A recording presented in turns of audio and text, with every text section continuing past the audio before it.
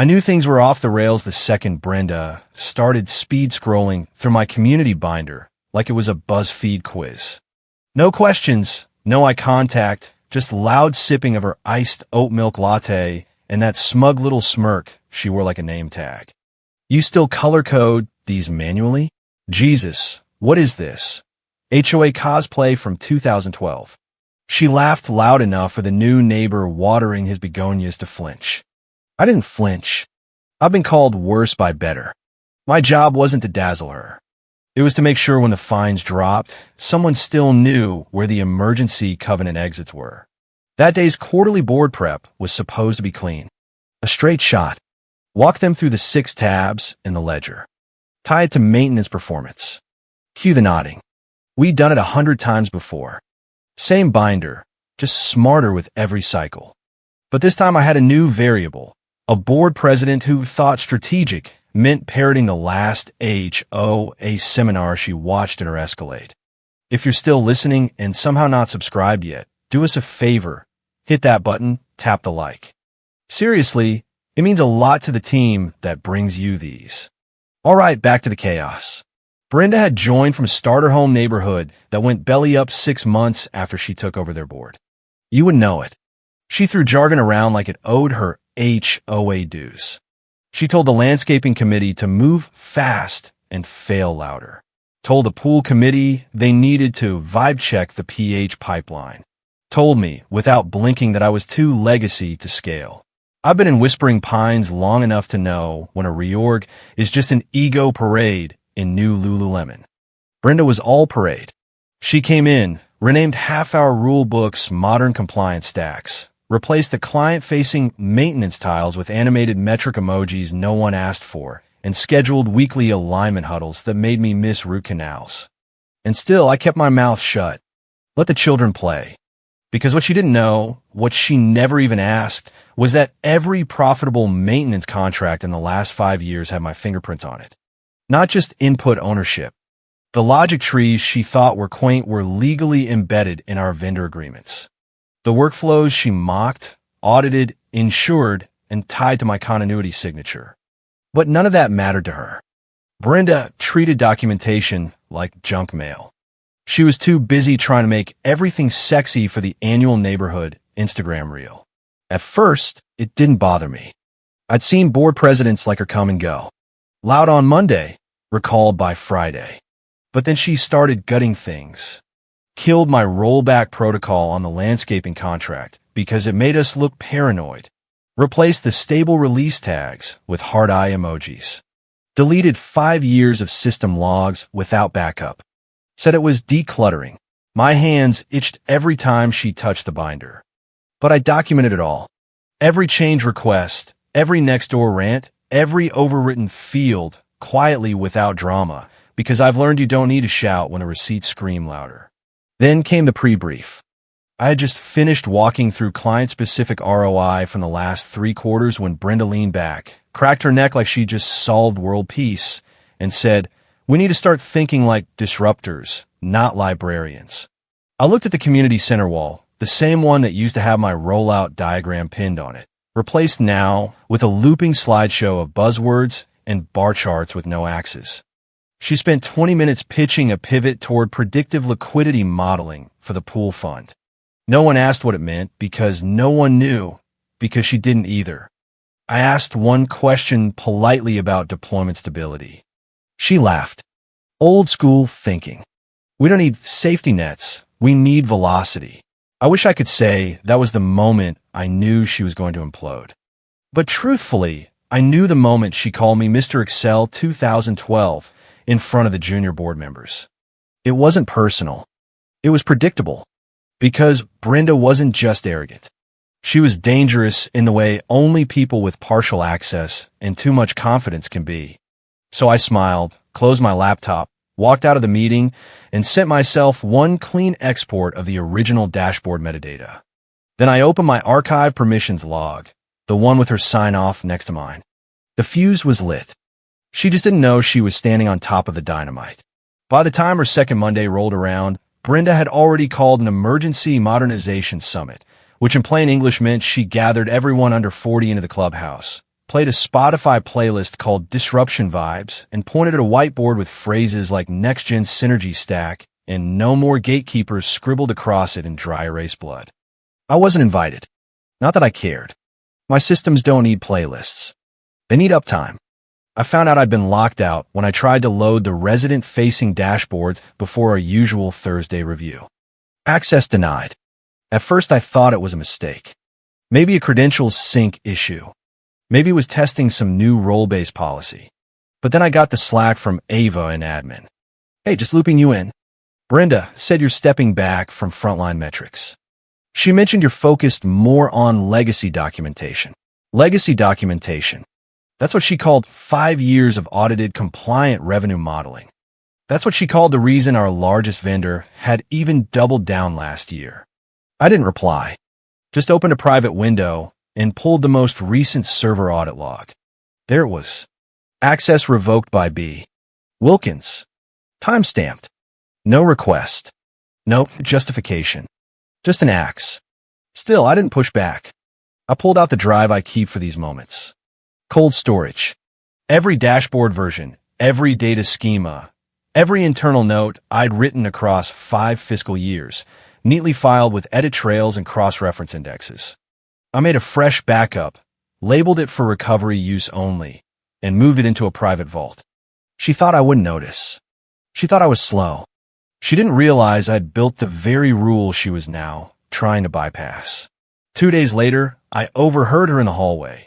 Phone pressed to her ear, saying, "We've removed a lot of the friction points." Alex was holding up deployment with sign-offs. It's better now, faster. Friction points. What she meant was, we removed the only person who actually understood how this place stays legally afloat.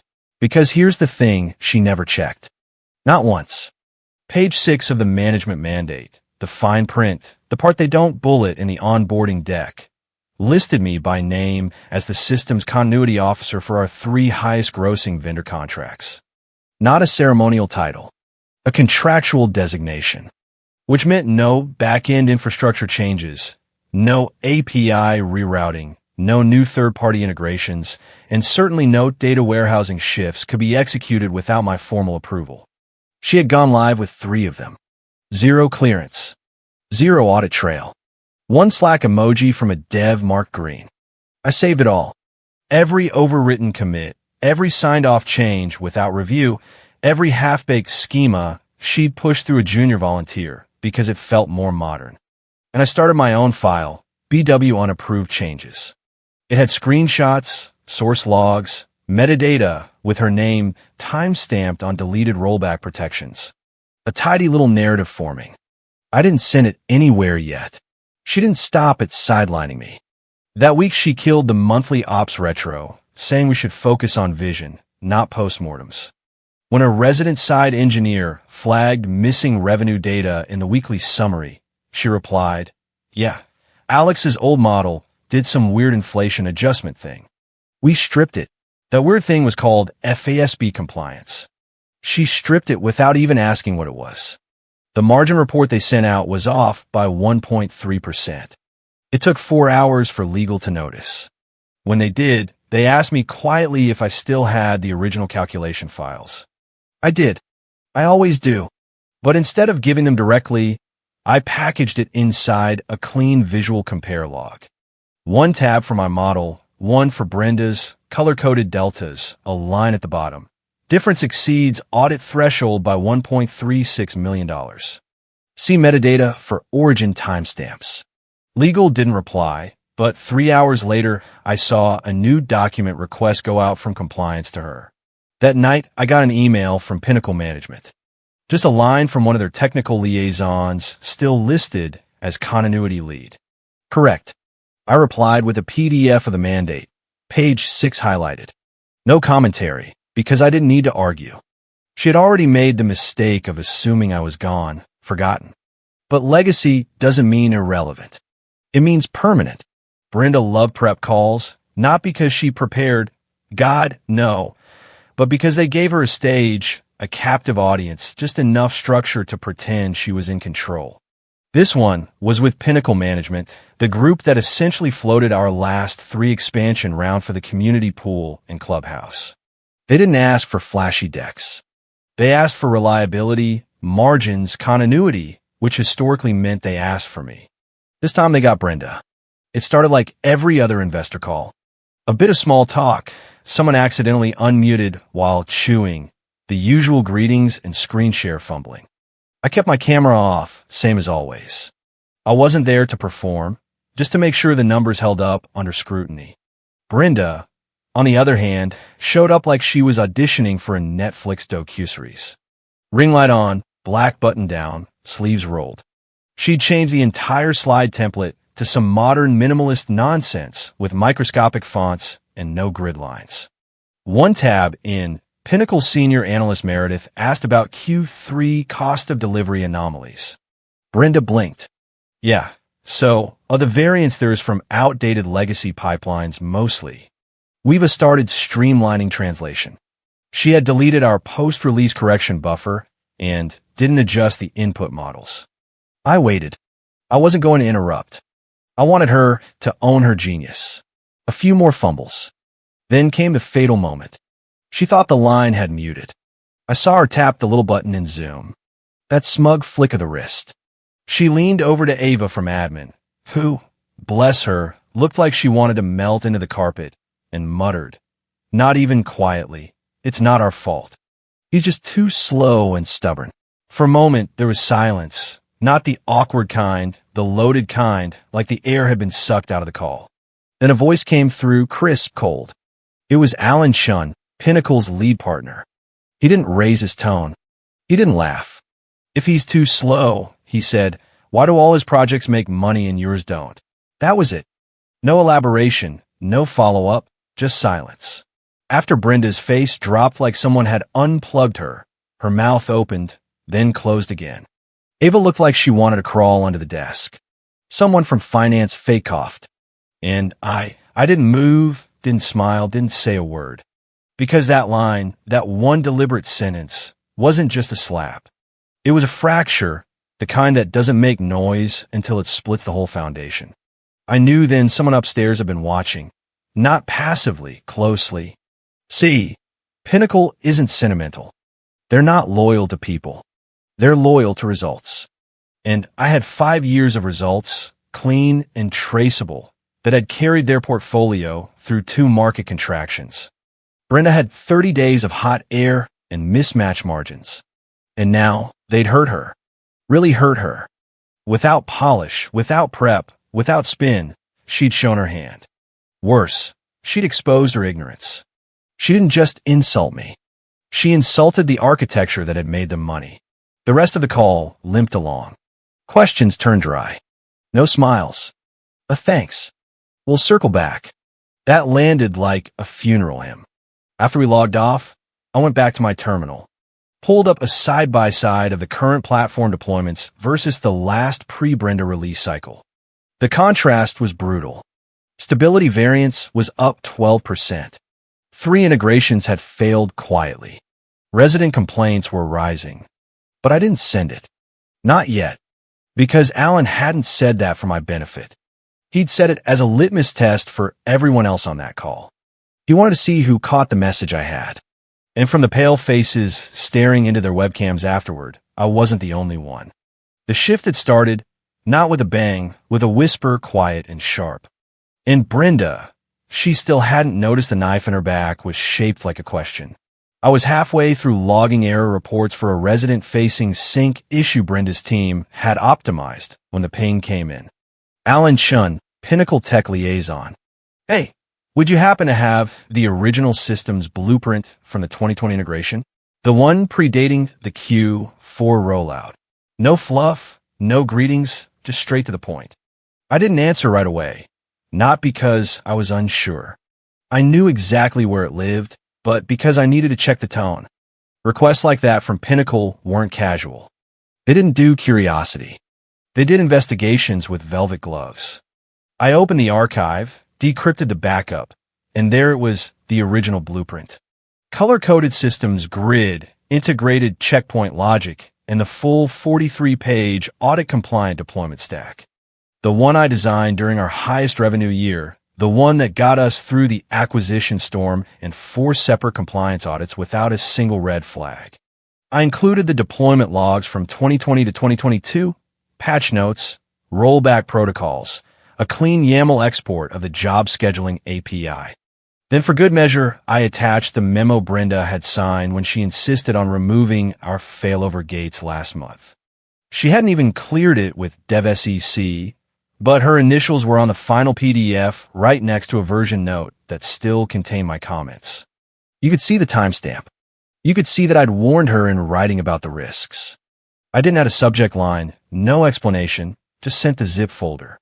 No reply, no thanks, but I saw the read receipt.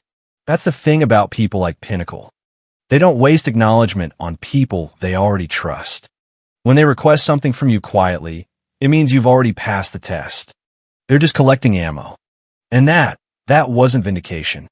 That was confirmation that someone somewhere up the chain had taken the time to trace the wires back to the person who actually kept them from sparking. Not the face in the meeting, the hands in the back end, the ones who wrote the playbook, ran the models, fixed the unspoken disasters, and someone had seen cracks. After I hit send, I stood up and stretched. The clubhouse was nearly empty. Brenda had started encouraging remote days for focus work, which really just meant fewer witnesses to the circus. I looked out over the floor, desks glowing quietly, the buzz of machines doing their thing because someone had configured them to recover from the dumb things other people did. That night, I couldn't sleep. Not because I was worried, because the shift had begun. It was like being back in the early days before the systems were automated, when you could feel the weight of your work in every line of code, every cooling fan, every database sync. Except now the architecture wasn't just technical. It was political. And I had just placed a schematic in the hands of the only people who knew how to read between the lines. The blueprint wasn't just a diagram. It was a ledger. Proof of who built what, who had maintained it, who had warned, and who had ignored. And upstairs it started tracing.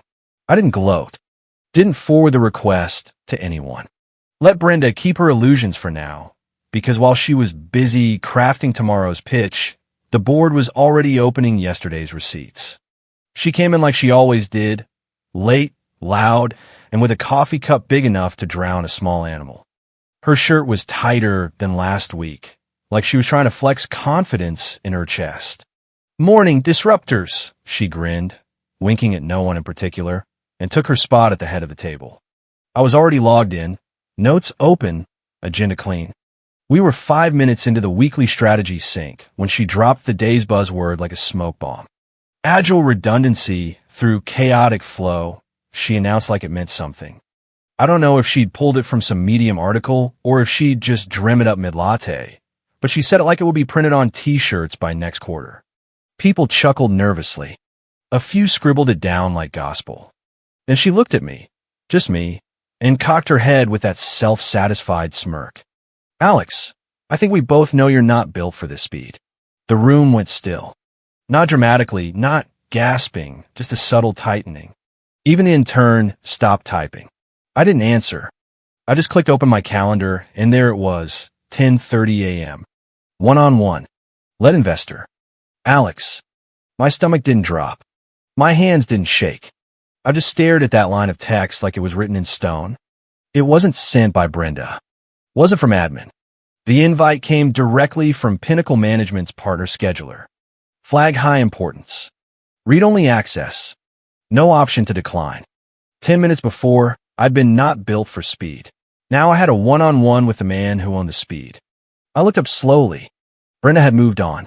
She was pointing at a slide someone else had built, claiming it represented our new frontier. I recognized it immediately. It was a color-lipped version of a data pipeline I'd prototyped 2 years ago, just stripped of context and loaded with buzzwords. Someone from design asked about the source metrics. Brenda waved it off. It's forward-facing logic. Don't worry about the back end, which meant, of course, there was no back end. My calendar reminder blinked softly at the corner of my screen. 10 minutes to the meeting. I closed my laptop mid-sentence. Brenda paused. You heading out, Alex? I met her eyes calm flat. Calendars full. A few people looked up. You could feel it like a shift in air pressure before a thunderstorm. Because for weeks Brenda had been the center of the room. The voice, the direction. She cast shadows and expected the rest of us to shrink under them. But this was different.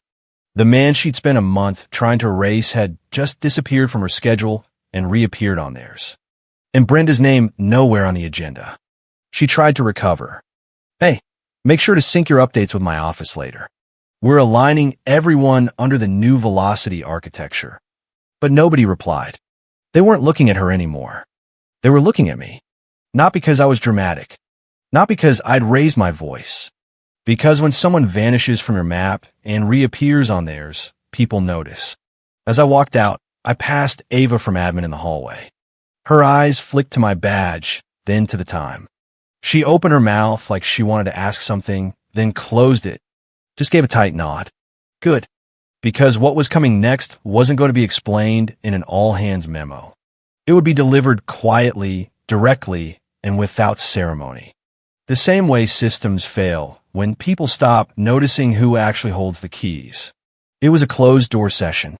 Board, executive liaison, select departmental leads. Technically, Brenda had no business presenting, but she'd managed to wedge herself in by promising a revolutionary pivot in our reporting infrastructure. I came in through the side entrance. No one greeted me. No one needed to. The invitation in my inbox said everything. Direct attendance requested. System architecture oversight. It didn't come from my department. It came from a board. Brenda was already standing when I arrived, hands flailing over a slide that looked like a Pinterest board for someone trying to rebrand business school. No timestamps, no source labels, just gradients, abstract icons, and phrases like intelligent disruption matrix that meant exactly nothing.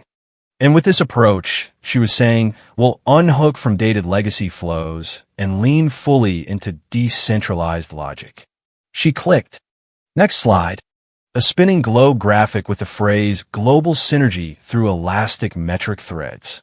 I counted 3 raised eyebrows and 1 visible eye roll.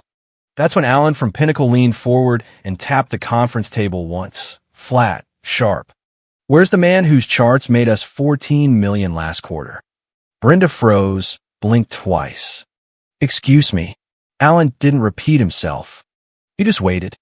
The room went silent like someone had shut off the HVAC. You could hear the hard drive spinning in the corner of the AV rig. Brenda looked around for support, but no one moved. I stepped forward without a word. Didn't ask permission. Didn't glance at Brenda. Just walked to the port, plugged in my laptop, and pulled up the original dashboard. My dashboard. The one with the time tag data sets, client-specific breakdowns, forecast deltas, and real audited numbers.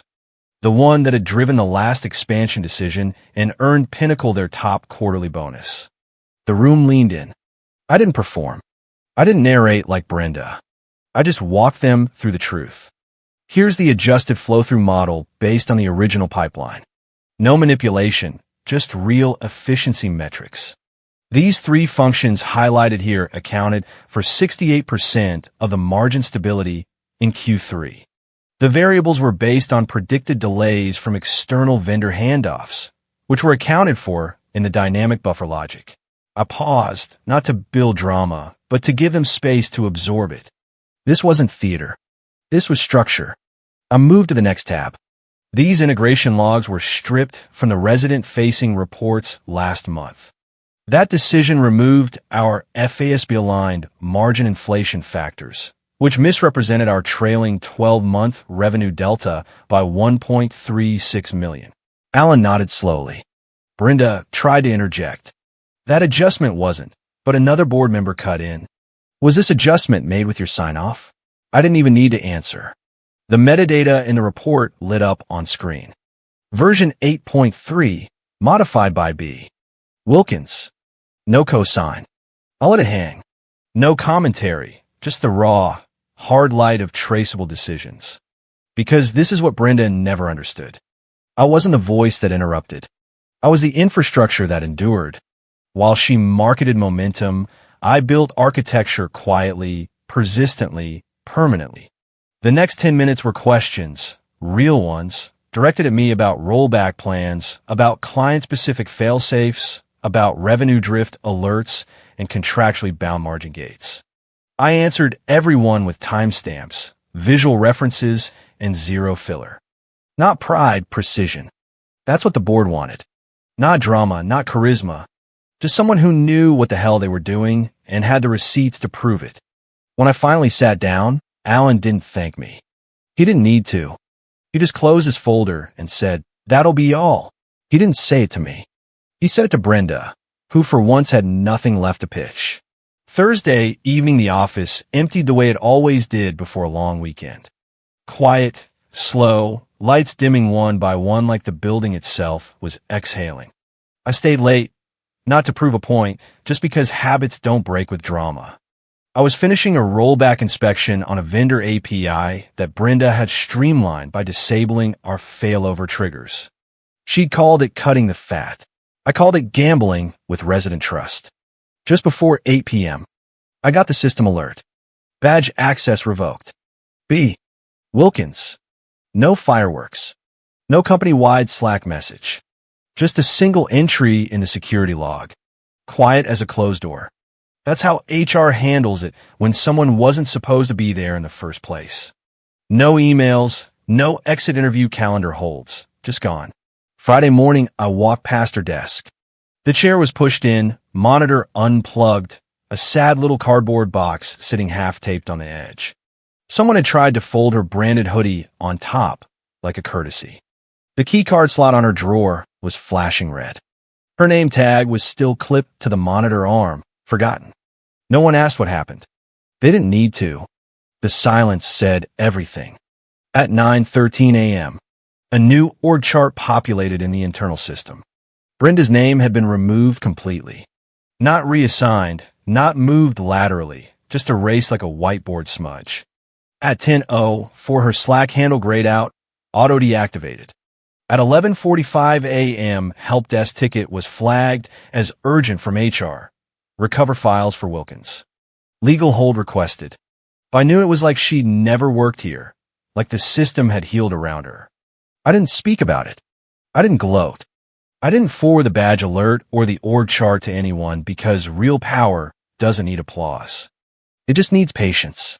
Around 2 p.m., I was walking back from the archive room when I heard footsteps behind me. Turned the corner and nearly collided with Calvin, our founder. He'd been in Singapore for months, expansion talks, partner summits, trying to keep our global roadmap from collapsing under Brenda's vision. He paused when he saw me, took a step back, tilted his head slightly like he was trying to recognize something half-remembered. Then he smiled. Small, real. Didn't realize you were that, Alex. I nodded once. Depends which one you mean. He laughed. Not a big laugh, just that kind people make when they realize they overlook something valuable for too long.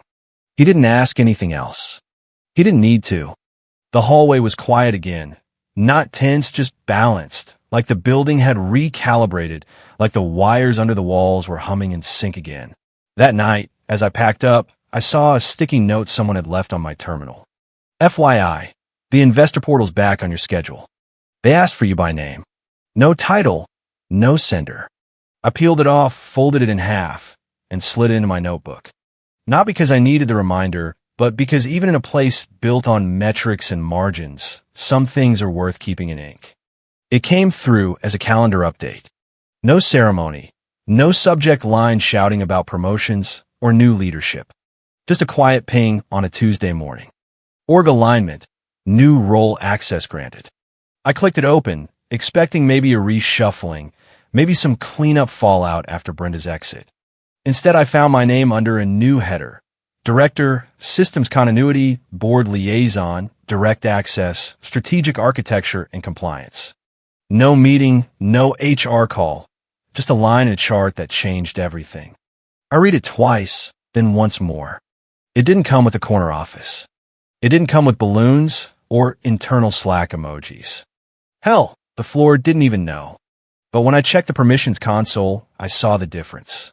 Platform-level admin, protocol override rights, audit trail visibility that spanned the entire infrastructure, contractors included. And one more change. The executive calendar now had a permanent placeholder tagged EMX Input Review Predeployment. No one else had editing access. I didn't move desks. I didn't redecorate. I didn't even tell anyone. But the shift was seismic. The same badge I'd worn for 5 years suddenly opened floors it hadn't before. The legal team started copying me on clauses tied to vendor APIs. Security sent change requests for my review. Finance asked for my input before quarterly disclosures. They didn't say why. They didn't need to. The board had drawn a quiet line, and I was on the side that didn't need approval anymore. As for the platform Brenda had tried to rewrite, I reopened the project, not to rebuild it from scratch, not to prove anything, just to restore what had worked. I took her version, stripped of context, bloated with buzzwords, and reverse engineered it until it looked like something that could stand. Not dazzle, not dance, just hold weight. The backbone I'd written 3 years ago was still sound. The logic trees still predicted low drift within 0.3% variance. I reconnected the rollback fail-safes, reinforced the margin protection layer, restored the audit compliance field she'd wiped. 3 days later, I pushed it to staging under a new release name, Stabilis 1.0. Not flashy, just solid. Legal cleared it. Dev sign-off. QA flagged 0 criticals. I didn't even announce it, but at 4:12 p.m., Alan from Pinnacle forwarded the deployment notification with one line. That's the system we invested in. No signature, no flourish, just precision. I sat back. Not with pride, not with relief, just clarity. Brenda had tried to build a monument to herself out of ideas she didn't understand. I rebuilt a working system out of facts, functions, and restraint. This wasn't a revenge arc. It was a restoration. The trust was never in who shouted loudest. It was in who, when things broke, had the blueprint and the steady hands to fix it. My desk hadn't moved an inch, but every door around it had quietly unlocked. The dinner was at some rooftop venue with a skyline view and signature cocktails named after financial buzzwords. Liquidity Breeze, Margin Mule, the burn rate. Pinnacle management knew how to throw a celebration. Clean suits, tight smiles, and just enough jazz to make everyone pretend they weren't tracking quarterly forecasts in their heads between bites. I sat at the end of the long table, near the catering doors, same as always. No name card, no fanfare, just an empty seat that someone, likely Alan, had made sure stayed unclaimed until I walked in. The speeches began the way they always did. The founder praised the resilience of innovation. The VP of strategy thanked cross-functional leadership. The words all washed over me like elevator music. Then the COO of Pinnacle stood. No slideshow, no preamble. He raised his glass and looked straight across the table, not at the suit lineup, not at the brand team, at me. This man, he said, voice calm and carrying, didn't raise his voice once, but he built everything we just hosted. People clapped. Some glanced around like they weren't quite sure who he meant until they saw where he was looking. A few heads turned. A few finally recognized me. One junior partner leaned in, half drunk on something pink and expensive, and whispered, "So what do you actually do?" I didn't look up. Just opened my folder and flipped to the top page. A clean annotated systems logic map time-stamped from our 2020 integration. There were notes in the margins, ones I'd written at 3 a.m. during a resident panic. Ones Brenda had once called overkill. "Make sure the lights stay on," I said. He blinked. Thought it was a joke. Then he didn't. The dinner moved on. They brought out dessert trays shaped like network rafts. People laughed, shook hands, pitched vague collaborations over creme brulee. I slipped away before coffee. I didn't need the afterglow. My work had already spoken, on time, under budget, and in compliance. On my way out, I passed through the executive floor. The lights were dimmed, but the motion sensors flicked on as I walked by. And there it was, mounted behind glass, just beside the boardroom entrance. My original rollout diagram, the one I'd drawn in Sharpie during the chaotic integration week. They'd cleaned it up, framed it in brushed aluminum, and titled it simply, Continuity Protocol version 1.0. No plaque with my name. Didn't need one. The people who mattered already knew. The ones who didn't, they keep asking who kept the lights on. And every time something worked, something held, something didn't break, it would be my answer they were living in. No legacy song, no statue, just a silent system that stayed up while the loud ones fell. And that, neighbors, is how a single HOA Karen learned the hardest rule of all. You can measure every blade of grass, but you can't measure the quiet guy who wrote the entire damn yard. Whispering Pines is peaceful again. Lawns are green. Fines are fair. And somewhere in a cardboard box in Brenda's garage sits a pastel pantsuit that will never again tell anyone they're too legacy to scale. If you've ever been fined for the wrong shade of beige or watched a board president rewrite covenants like they were TikTok drafts, drop your own HOA horror story in the comments. I read every single one, because the next Karen is always one election away, and the next quiet resident with a binder is always watching. Stay subscribed. Stay documented. And remember, the receipts don't lie. They just wait.